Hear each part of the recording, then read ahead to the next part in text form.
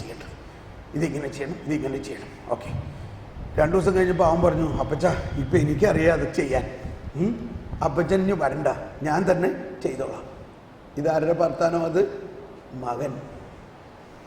വേലക്കാരനും മകനും തമ്മിൽ വ്യത്യാസമുണ്ട്. വേലക്കാരനാണ് നിയമം അനുസരിക്കേണ്ടത്, മകനെ സംബന്ധിച്ച് സ്നേഹമാണ്, കരുണയാണ്, നിയമമല്ല.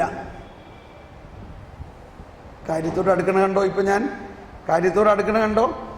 ഈ മകൻ പറയുകയാണ്, മൂത്ത മകൻ പറയുകയാണ്, ഞാൻ ഇക്കാലം അത്രയും അങ്ങയുടെ കൽപ്പന അനുസരിച്ചിട്ടും ഒരു ദാസനെ പോലെ, വേലക്കാരനെ പോലെ ഇത്രയും പണിയെടുത്തിട്ടും എനിക്ക് എന്റെ സുഹൃത്തുക്കളോടൊപ്പം സന്തോഷിക്കാൻ ഒരു ആട്ടുകുട്ടീനെ വെട്ടിയോ?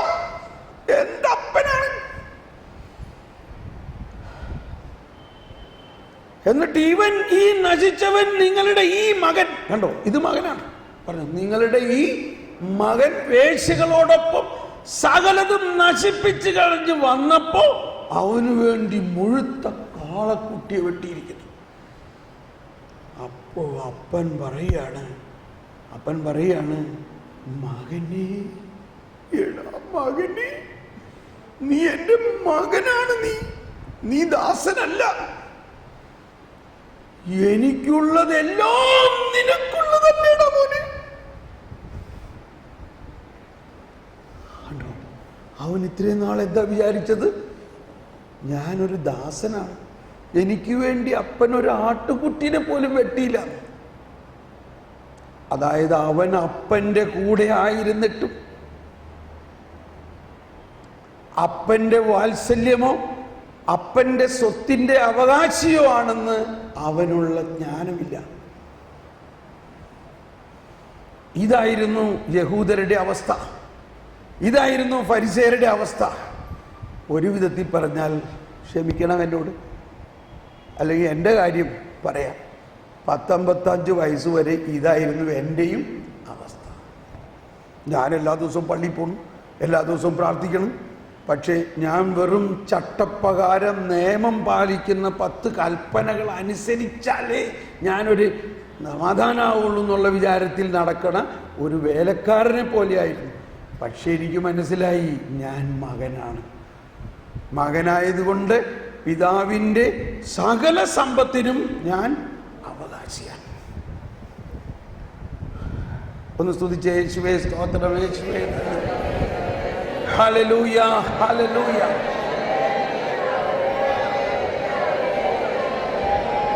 Price the Lord. ഇനി ഞാൻ പെട്ടെന്ന് പറയാൻ പോവുകയാണ്. ഇപ്പൊ നമ്മൾ മനസ്സിലായല്ലോ, ഈ പാപിയായ മനുഷ്യൻ ഇവൻ നരകത്തിൽ പോകേണ്ടവനായിരുന്നല്ലോ, ആയിരുന്നോ ഇല്ലയോ? പക്ഷെ അവൻ തിരിച്ചു വന്നപ്പോൾ അവനെ സ്വീകരിക്കുന്നു. ഇനി എന്താണ് അന്ത്യവിധി? എന്താണ് നരകം? എന്താണ് സ്വർഗം? എല്ലാവരും ഒന്ന് ശ്രദ്ധിച്ച് ഒന്ന് കൈവീശി ഒന്നുകൂടി. ഇവിടെ നമ്മൾ കുർബാന എത്ര മണിക്കാണ് ജോയ്? കുർബാന 3 മണിക്കാണ്. 15 മിനിറ്റ് കൊണ്ട് സ്വർഗത്തിൽ പോകണം. 8 കാര്യങ്ങൾ ഇവിടെ നമ്മൾക്ക് ചിന്തിക്കാനുണ്ട്. 8 കാര്യങ്ങൾ പഠിക്കണം ഇതിനെക്കുറിച്ച് പറയണമെങ്കിൽ. 8 കാര്യങ്ങൾ കാറ്റഗിസത്തിൽ വിശദമായിട്ട് പറഞ്ഞിരിക്കുന്നതിൻ്റെ സാരാംശം ഞാൻ ഓടിച്ച് പറയാൻ പോവുകയാണ്. ഇനി നിങ്ങൾ ആ എമ്മാവൂസിലെ ധ്യാനം, 8 ദിവസം ധ്യാനത്തിൻ്റെ CD കേൾക്കുമ്പോൾ കൂടുതൽ അതിനെക്കുറിച്ച് വായിച്ച് ഞാൻ വിവരിക്കുന്നുണ്ട്. നമ്മൾ വിശ്വാസ പ്രമാണത്തിൻ്റെ അവസാനം പറയുന്നൊരു വാക്കാണ്, ശരീരത്തിൻ്റെ ഉയർപ്പിൽ നിത്യമായ ജീവിതത്തിൽ ഞാൻ വിശ്വസിക്കുന്നു. ശരീരത്തിൻ്റെ ഉയർപ്പിലും നിത്യമായ ജീവിതത്തിലും ഞാൻ വിശ്വസിക്കുന്നു. എന്താണ് അതിൻ്റെ അർത്ഥം? അതിൽ 8 കാര്യങ്ങൾ നമുക്ക് പഠിക്കാനുണ്ട്. 1, ശരീരത്തിൻ്റെ ഉയർപ്പ്. 2, മരണം എന്നാൽ എന്താണ്, നമ്മുടെ മരണം. 3, മരിക്കുമ്പോൾ തന്നെ ഉണ്ടാകുന്ന തനത് വിധി, പർട്ടിക്കുലർ ജഡ്ജ്മെന്റ്. എഴുതുന്നവരെ എഴുതിക്കോ. 4, സ്വർഗം എന്നാൽ എന്താണ്.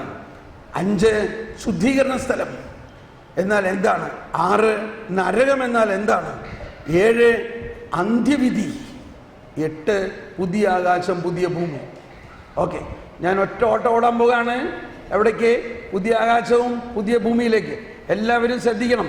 ഉറക്കം വരണവര് അടുത്ത ആളോടൊന്ന് പറഞ്ഞു ഒന്ന് കുളിക്കാനായിട്ട്. ഉറക്കം വരുന്ന ആൾക്കാർ അടുത്ത ആളൊന്ന് സഹായിച്ചു കൊടുക്കുക. കാരണം ഇത് എൻ്റെ അവസ്ഥയാണ്. ഞാൻ ആരെങ്കിലും പിടിച്ചിരുത്ത് ഞാൻ ഉറക്കം തൂങ്ങുമ്പോൾ എന്നൊന്ന് കുലുക്കേക്കണമെന്നുണ്ട്. റെഡി? ഓടാൻ പോവാണേ.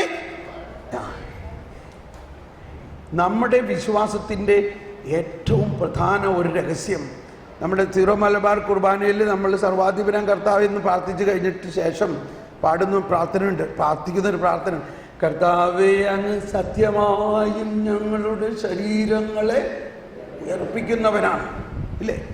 അപ്പോൾ ഒരു ക്രിസ്ത്യാനിയുടെ ആത്മധൈര്യം എന്ന് പറയുന്നത് ഇവിടെ ജീവിച്ചിരിക്കുമ്പോൾ തന്നെ അവൻ വിശ്വസിക്കണം, എൻ്റെ ഈ ശരീരം മരിക്കുമ്പോൾ അത് അഴുകുന്നുവെങ്കിലും എൻ്റെ ആത്മാവ് ദൈവത്തിലേക്ക് പോകുന്നു. ഒരു വിശ്വാസിയുടെ ജീവിതമാണ്. ഒരു വിശ്വാസി, നമ്മൾ ആരാണ്? വിശ്വാസി. വിശ്വാസിയാണെങ്കിൽ നിങ്ങളുടെ എല്ലാവരുടെയും ശരീരം അഴുകും, ഒരു വിശ്വാസിയുടെ ആത്മാവ് ദൈവത്തിലേക്ക് പോകുന്നു, ശരീരം അഴുകുന്നു.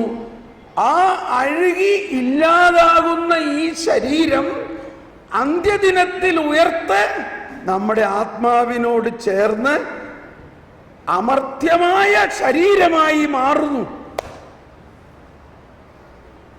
ഇതാണ് നമ്മുടെ വിശ്വാസം. കാറ്റഗീസത്തിൽ 997, 998 അങ്ങനെ 1000 വരെയുള്ള ഭാഗങ്ങളിലെല്ലാം ഇതാണ് എഴുതിയിരിക്കുന്നത്.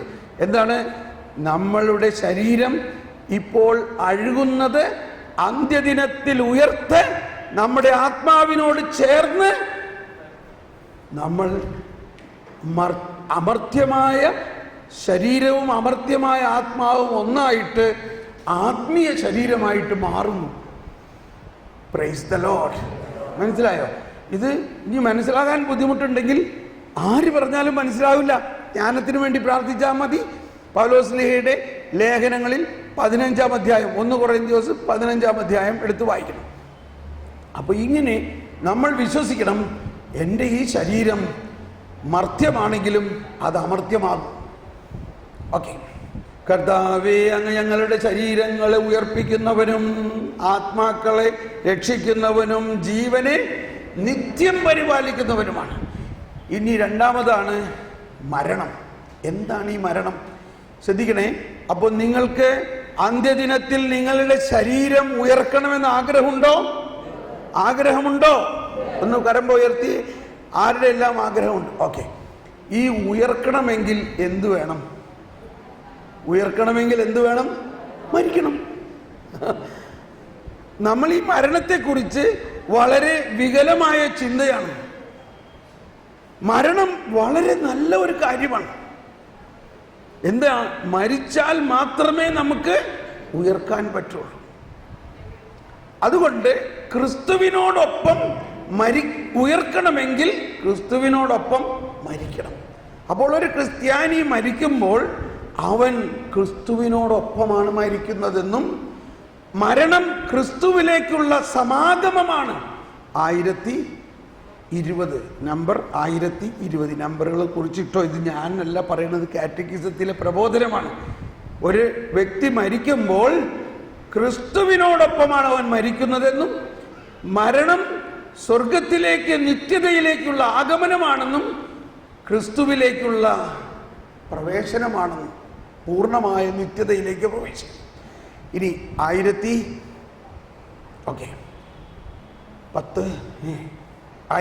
നമ്മൾ പറഞ്ഞു. ഇനി അടുത്തത് അന്ത്യവിധി, തനത് വിധി.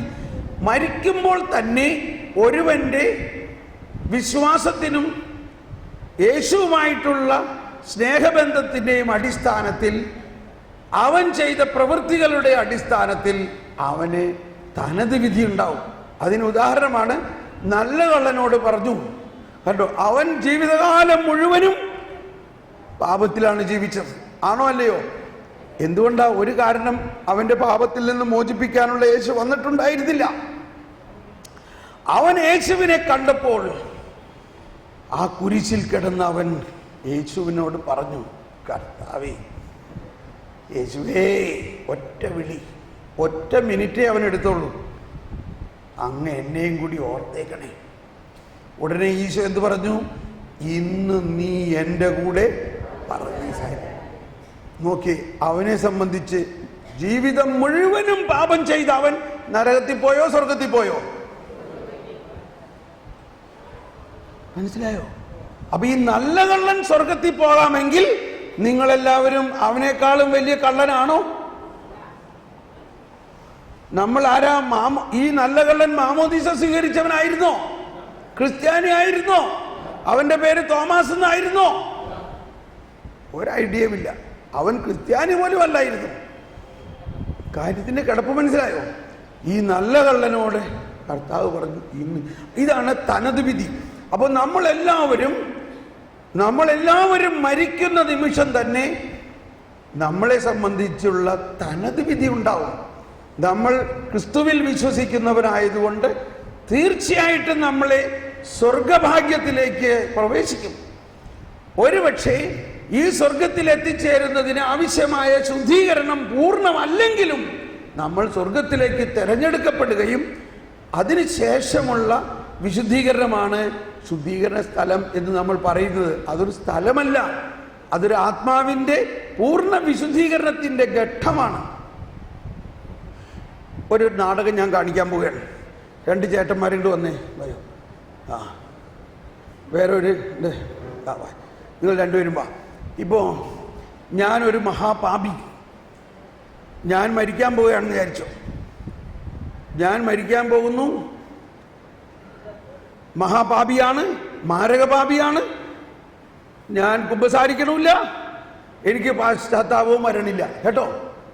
ഈ അവസ്ഥയിൽ പിശാച് ഒരു വശത്ത് പിടിച്ച് എന്നെ വലിക്കണം. ഇത് പിശാച്, സാരമില്ല കേട്ടോ. പിശാച് എന്നെ അങ്ങോട്ടേക്ക് വലിക്കുകയാണ്. നിന്നെ ഞാൻ നരകത്തിൽ കൊണ്ടുപോകുന്നു കേട്ടോ. പിശാച് എന്നെ പിടിച്ചു വലിച്ചോ. പിശാച് എന്നെ പിടിച്ചു വലിക്കുകയാണ്. നിന്നെ ഞാൻ നരകത്തിൽ കൊണ്ടുപോകുന്നു പറഞ്ഞുകൊണ്ട് വലിക്കുകയാണ്. ഇത് കണ്ടു നിൽക്കുന്ന മെത്രാനച്ചൻ, വൈദികര്, ആരൊക്കെയാ നോക്കി നിൽക്കണേ? മെത്രാനച്ചൻ, ഇവിടെ പിശാച് എന്നെ വലിക്കണം. ഈ വശത്ത് ആരൊക്കെയുണ്ട് എൻ്റെ കൂടെ? മെത്രാനച്ചൻ, വൈദികര്, ഈ അൽമായ വിശ്വാസികൾ എല്ലാവരും, എൻ്റെ വീട്ടുകാരും നാട്ടുകാരും എല്ലാവരും, കൊന്ത ചൊല്ലിയതും കുർബാന ചൊല്ലിയതും എല്ലാ വിശുദ്ധന്മാരും, ഇവരെല്ലാവരും കൂടി അടങ്ങുന്ന ഒരു സമൂഹം എന്നെ അങ്ങോട്ട് വലിക്കോ ഇല്ലയോ? വലിച്ചേ, രണ്ടുപേരും കൂടി വലിച്ചേ. ഇപ്പൊ ഇതാണ് എൻ്റെ അവസ്ഥ, കണ്ടോ? ഇത് കണ്ടോ? ഇതാണ് ഒരാത്മാവ് മരിക്കുന്ന സമയത്തുണ്ടാകുന്ന അവസ്ഥ. ഇതിൽ ആര് വിജയിക്കും പറയേ? ഇപ്പൊ താൻ അയാളെ ഒരു കാലം കൊണ്ടൊരു ചവിട്ടാൻ കൊടുത്തേ, വിട്ടോ? കണ്ടോ? ഇതാണ് ആള് പോയി. പിശാച് അവിടെ പോയി, പിശാചിനെ ചവിട്ടി വിട്ടു. ഇപ്പൊ ആര് ജയിക്കും? കണ്ടോ? ആരൊക്കെ ഉണ്ട് ഇവിടെ? മെത്രാന്മാര്,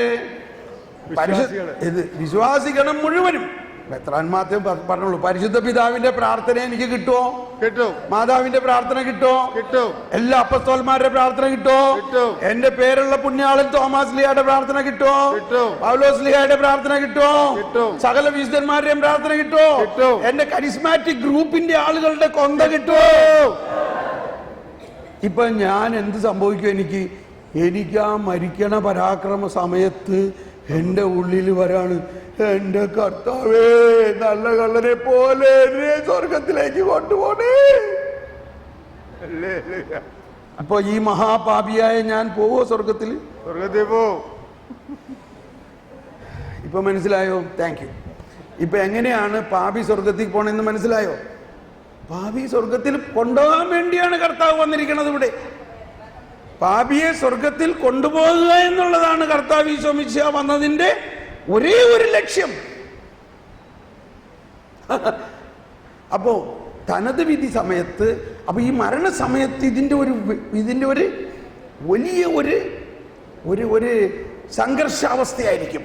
അവിടെ സഭ കർത്താവ് ഈശോ മിശിഹാ ജയിക്കുകയോ ഇല്ലയോ? ഇതാണ് വിജയം നേടിയെന്ന് പറയുന്നത്. കർത്താവ് എന്തിന്റെ മേൽ വിജയം നേടി? പിശാചിന്റെ മേൽ വിജയം നേടി, പാപത്തിന്റെ മേൽ വിജയം നേടി, പാപത്തിന്റെ സകല കാര്യങ്ങളുടെ മേലും വിജയം നേടി കഴിഞ്ഞിരിക്കുന്നു എന്ന് വിശ്വസിക്കുന്ന നമ്മളെല്ലാവരുടെയും പ്രാർത്ഥന ഓരോ വിശ്വാസിക്കും കോട്ടയാണ്. അവന് ഒരിക്കലും നരകത്തിൽ പോകാൻ ദൈവം അനുവദിക്കില്ല. ഇത് നമ്മൾ പറഞ്ഞു കഴിഞ്ഞ വചനമാണ്. യോഹന്നാൻ 10:18 പറഞ്ഞ എന്താണ്? 10:27 പറയുന്ന ഇതാണ്, എൻ്റെ ആടുകളെ ആരും എൻ്റെ കയ്യിൽ നിന്ന് പിടിച്ചെടുക്കില്ല. ഒന്ന് പറഞ്ഞെല്ലാവരും, എൻ്റെ ആടുകളെ ആരും എൻ്റെ കയ്യിൽ നിന്ന് പിടിച്ചെടുക്കില്ല, ഞാൻ അവർക്ക് നിത്യജീവൻ നൽകും. Praise the Lord. നമ്മൾ ആ ആടാണോ? ഓക്കെ. ഇനി അപ്പോൾ ഇതാണ് തനത് വിധി സമയത്ത് ഇങ്ങനെയുള്ള അവസ്ഥയിൽ. ഓക്കെ, ഇനി എന്താണ് നരകത്തിലേക്ക് പോകുക എന്ന് പറഞ്ഞാൽ? നരകം പിന്നീടാണ്, എന്തെങ്കിലും ഇപ്പം തന്നെ പറയാം. എന്താണ് നരകം എന്ന് പറഞ്ഞാൽ? നരകം എന്ന് പറഞ്ഞാൽ, ശ്രദ്ധിച്ച് ഒന്ന് കൈവീശി കാണിച്ച്, ഇത്രയും സന്നാഹങ്ങളൊക്കെ ഉണ്ടെങ്കിലും, ഇത്രയും കരുണാസമ്പന്നനായ കർത്താവ് ഇതെല്ലാം ചെയ്തിട്ടുണ്ടെങ്കിലും, ഇത്രയും ആളുകൾ ആ ആത്മാവിന് വേണ്ടി പ്രാർത്ഥിക്കുന്നുണ്ടെങ്കിലും, ആ ആത്മാവ് പറയാണ്, എനിക്കിതൊന്നും വേണ്ട, എനിക്ക് യേശുക്രിസ്തുവിൻ്റെ കരുണയും വേണ്ട, പാപമോചനവും വേണ്ട. അതായത് യേശുവിനെ, ദൈവം നൽകുന്ന രക്ഷയെ തിരസ്കരിക്കുന്നവരും. കണ്ടോ, തിരസ്കരിച്ചു കഴിഞ്ഞപ്പോൾ എന്ത് സംഭവിച്ചു? നമ്മൾ അവിടെ പോയി നമ്മളെ പിശാച് അങ്ങോട്ട് പിടിക്കുകയാണ്. എന്തുകൊണ്ട്? നമ്മൾ തിരസ്കരിക്കുകയാണ്. ഇതിനെ തിരസ്കരിക്കുകയും, അപ്പം അത് കർത്താവാണോ അയാളെ നരകത്തിൽ കൊണ്ടുപോകുന്നത്? അയാളുടെ സ്വന്തം ആഗ്രഹപ്രകാരം തിരസ്കരിക്കുകയും, തിരസ്കരിച്ചാൽ മാത്രം നരകത്തിൽ പോവില്ല, മാരകമായ പാപത്തിൽ വസിക്കുകയും. 2 പോയിന്റ്. 3-ാമത്തെ പോയിന്റ്, മനസ്തപിക്കാതെ മരിക്കുകയും ചെയ്യുന്ന അവസ്ഥ. മനസ്തപിക്കാൻ അവസാന നിമിഷം വരെ അവന് സാധ്യത കൊടുക്കുകയാണ്. ഇവൻ മരണം തന്നെ വൈകിക്കും കർത്താവ്. എനിക്കൊരു അനുഭവം, ഒരുപാട് അനുഭവം ഉണ്ടായിട്ടുണ്ട്. ചില ആളുകൾക്ക് വേണ്ടി മരിക്കുന്നില്ല, അപ്പോൾ അവർക്ക് വേണ്ടി ചെന്നു അവിടെ പ്രാർത്ഥിച്ചു കഴിഞ്ഞ് അന്ന് ആൾ മരിക്കുകയാണ്.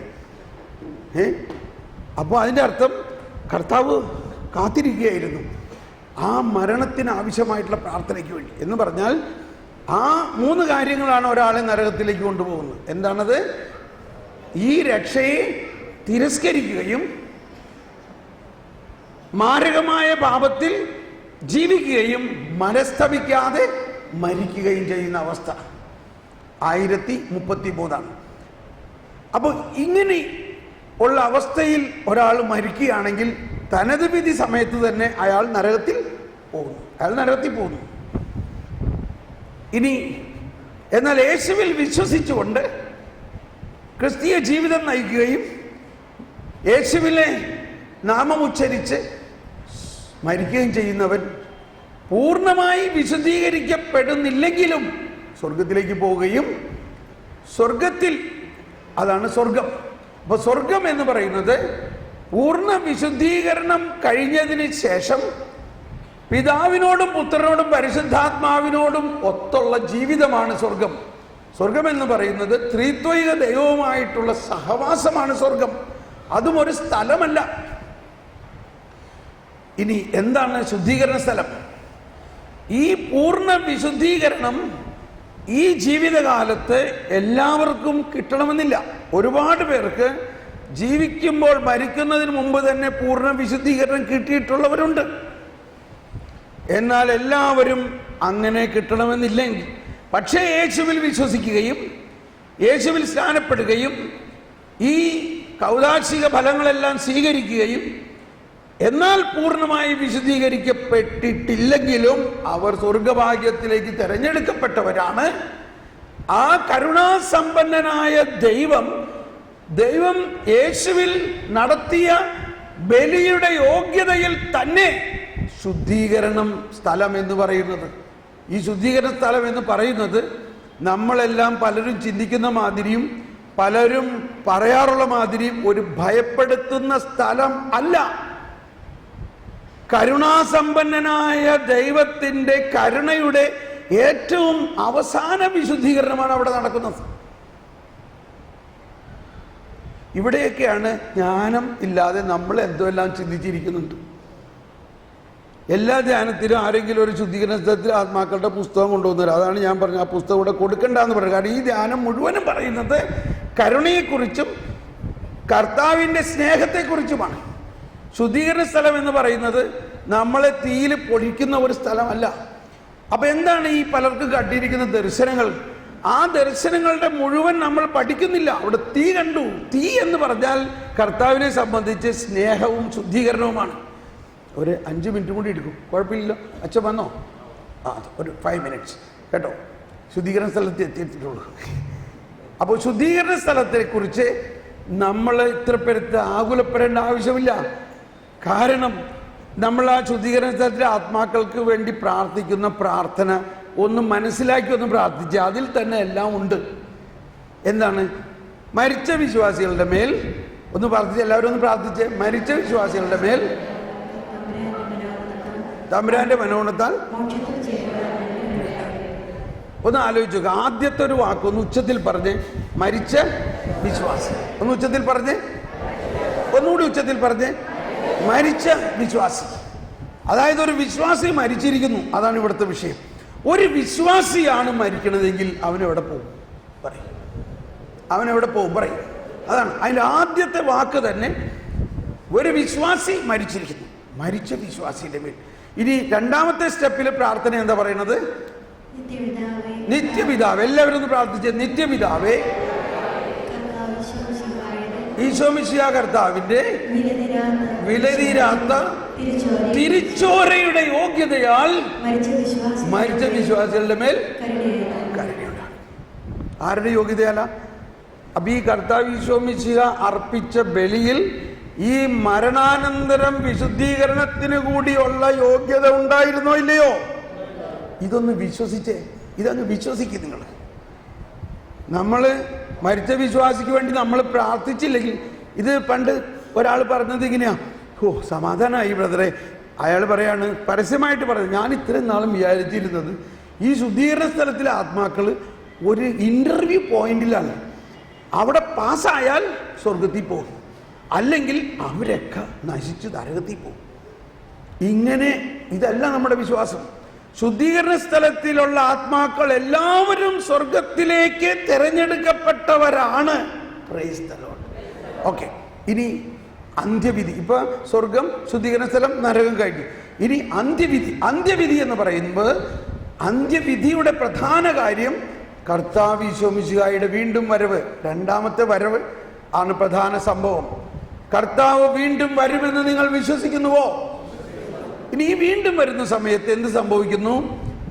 മരിച്ചവരെല്ലാവരും ഉയർപ്പിക്കപ്പെടുന്നു. അങ്ങനെ ഉയർത്തെഴുന്നേറ്റവരും എല്ലാവരും ഉയർത്തെഴുന്നേക്കും. നരകത്തിൽ കിടക്കുന്നവരുടെ ശരീരവും ഉയർത്തെഴുന്നേൽക്കും, സ്വർഗത്തിലുള്ളവരുടെ ശരീരവും ഉയർത്തെഴുന്നേക്കും. അവരാണ് നരകത്തിൽ ഉള്ളവരുടെ ശരീരത്തോടെ ഇടതുവശത്ത് നിൽക്കുന്നു. അതാണ് നമ്മളിപ്പോൾ വായിച്ചത്. അവരെ നിത്യനരകത്തിലേക്ക് ആത്മാവോടും ശരീരത്തോടും കൂടി ചേർക്കുന്നു. ദുഷ്കർമ്മികളുടെ ഓർമ്മ ഭൂമിയിൽ നിന്ന് വിച്ഛേദിക്കപ്പെടും. അതാണ് ആ സങ്കീർത്തനത്തിൽ. ദുഷ്കർമ്മികളുടെ ഓർമ്മ പോലും കൂടി ഉണ്ടാവില്ല. അവരുടെ ആത്മാവും ശരീരവും നിത്യനരകത്തിലേക്ക് പോകുന്നു. ആരുണ്ടാവും എന്നുള്ളത് നമുക്ക് അറിഞ്ഞൂടാ, എത്ര പേര് അവിടെ ഉണ്ടാവും എന്നുള്ളതും നമുക്ക് അറിഞ്ഞൂടാ. നരകത്തിലുള്ളവരെ യേശുവിനെ തിരസ്കരിക്കുകയും മാരക പാപത്തിൽ ജീവിക്കുകയും മനസ്തപിക്കാതെ മരിക്കുകയും ചെയ്യുന്നവരാണ്. ആരും നരകത്തിൽ പോണമെന്ന് ദൈവം മുൻകൂട്ടി പറഞ്ഞിട്ടില്ല. എല്ലാവരും രക്ഷിക്കപ്പെടണമെന്നും എല്ലാവരും സ്വർഗത്തിൽ ചെല്ലണമെന്നുമാണ് ദൈവം ആഗ്രഹിക്കുന്നത്. Price the Lord. അപ്പോൾ ഇനി വലതുവശത്തുള്ളവരാരാണ്? ഈ വലതുവശത്തുള്ളവരാണ് വിശ്വാസത്തോടെ ജീവിച്ച് കർത്താവിനെ സ്തുതിച്ച് കർത്താവിൽ ആനന്ദിച്ച് സ്വർഗത്തിലേക്ക് ചെന്നവരുടെ ശരീരവും ഉയർത്തെഴുന്നേൽക്കും. ആ ശരീരത്തോടെ അവർ കർത്താവിൻ്റെ വലതുഭാഗത്ത്. ഈ അന്ത്യവിധി സമയം കഴിഞ്ഞാൽ പിന്നെയാണ് പുതിയ ആകാശവും പുതിയ ഭൂമി. ഇവിടെയാണ് പരിശുദ്ധ പിതാവ് 2-3 മാസം മുമ്പ് പറഞ്ഞ ഒരു പ്രഘോഷണം ഇതാണ്: അന്ത്യവിധിയെക്കുറിച്ച് നിങ്ങൾ ഭയപ്പെടേണ്ടതില്ല. നിങ്ങൾ ഒറ്റയ്ക്കല്ല അവിടെ, നിങ്ങളുടെ കൂടെ 2 അഡ്വക്കേറ്റുമാരുണ്ടാവും. ഒന്ന് കർത്താവ് ഈശോ മിശിഹായും, നിങ്ങൾക്ക് വേണ്ടി രക്തം ചിന്തിയ കർത്താവ് ഈശോ മിശിഹായും, 2 പരിശുദ്ധാത്മാവും. ഉദാഹരണത്തിന് എൻ്റെ അന്ത്യവിധി നടക്കാൻ പോവാണെന്ന് വിചാരിച്ചോ. എൻ്റെ പേര് വിളിക്കപ്പെട്ടിരിക്കുന്നു, കൊടിയൻ തോമസ് പോൾ, ചേന്ദമംഗലത്ത് ജനിച്ചവൻ, പറവൂർ സബ്സോണിലെ ആൾ. ഓക്കെ, ഉടനെ ഞാൻ അവിടെ വന്നു. ഉടനെ എൻ്റെ അടുത്തേക്ക് 2 പേർ ഓടിയെത്തുന്നു. ആരൊക്കെയാണത്? കർത്താവ് ഈശോ മിശിഹാ, അഡ്വക്കേറ്റ് നമ്പർ 1, പരിശുദ്ധാത്മാവ് അഡ്വക്കേറ്റ് നമ്പർ 2. ശ്രദ്ധിക്കണം, ഞാനിത് വിശ്വസിക്കുന്നു. പോപ്പ് പറഞ്ഞതാണത്. 2 അഡ്വക്കേറ്റ്. അഡ്വക്കേറ്റ് നമ്പർ 1 പറയുകയാണ്, ഈ തോമസ് പോൾ വലിയ പാപിയായിരുന്നു, എന്നാൽ അവന്റെ സകല പാപവും ഞാൻ കർത്താവ് ഈശോ മിശിഹ കുരിശിൽ ഏറ്റെടുക്കുകയും അവനെ അതിൽ നിന്ന് മോചിപ്പിക്കുകയും ചെയ്തിരിക്കുന്നു എന്നത് അവൻ വിശ്വസിക്കുകയും ആ വിശ്വാസം എന്നും അവൻ ഏറ്റുപറയുകയും അവനെ അതിൽ നിന്നും പൂർണ്ണമായിട്ട് വിമോചിപ്പിക്കുകയും ചെയ്തിരിക്കുന്നത് കൊണ്ട് അവനെ നീതിയുടെ കവചം ധരിച്ച് അങ്ങ് ആനന്ദത്തിലേക്ക് പ്രവേശിപ്പിച്ചാലും. ഞാൻ വിചാരിച്ച് നിങ്ങളൊക്കെ കൈയടിക്കുന്നു. അവിടെ നിങ്ങൾ മാത്രമല്ല, മാലാഖമാര് കൈയടിച്ചു.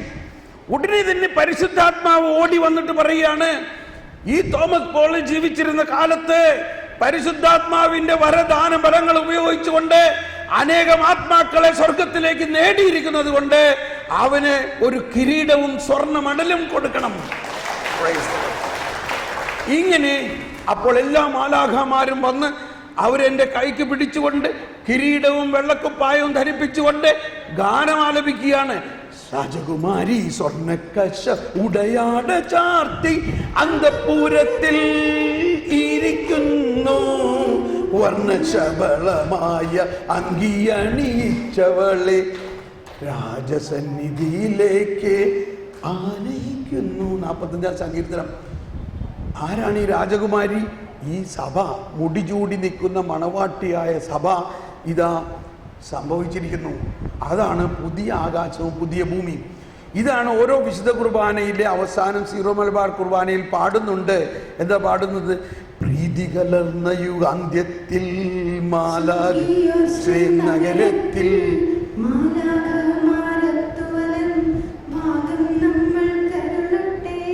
ഓക്കെ, ഇനി ഈ സഹോദരി പറഞ്ഞ വചനത്തിന്റെ താഴത്തെ വചനം വായിച്ചോ. അതായത് 25-ാം അധ്യായത്തിൽ 34-ാമത്തെ വചനം പറയുന്നത്, അനന്തരം രാജാവ് പറയും,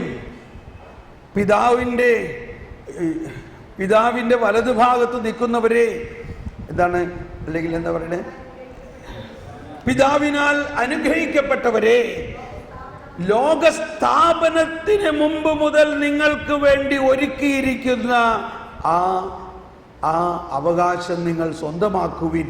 ഏതാണ്? വലതുഭാഗത്തുള്ളവർ കേട്ട്. ഒന്ന് വായിക്കാമോ വചനം? 25:34. മത്തായി 25:34.